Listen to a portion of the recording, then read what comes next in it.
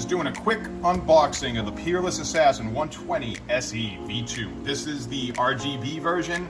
Same thing as the regular version. It's got lights on it, guys. Same exact thing otherwise, though. But CPU die, let me tell you, I don't think they're kidding, because this thing is massive.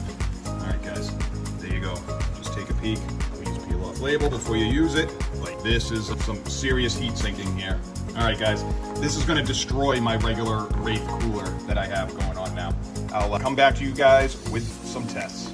Also, for those of you that are wondering, it does come with some thermal paste right in here. I don't know if you guys can see it. There is some thermal paste in here, because I know some people would probably ask that question. I know I do. Do a quick unboxing, and then I will also post a video of how it performs compared to my stock cooler that I have now. So, boxing looks very good. It's huge, guys. Got your little, got a manual here. There we go. Very detailed manual. And here is your cooler, guys. All right, one fan. This is a dual fan setup. Dual fan. There's your connector. So same thing here. Dual fan setup. And then here's your hardware.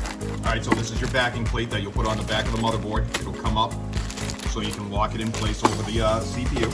And then here is the giant heatsink cooling system. Wow, this thing is large, guys, I will say. This thing, I have a feeling, it says it'll handle, I think it's over a 200 watt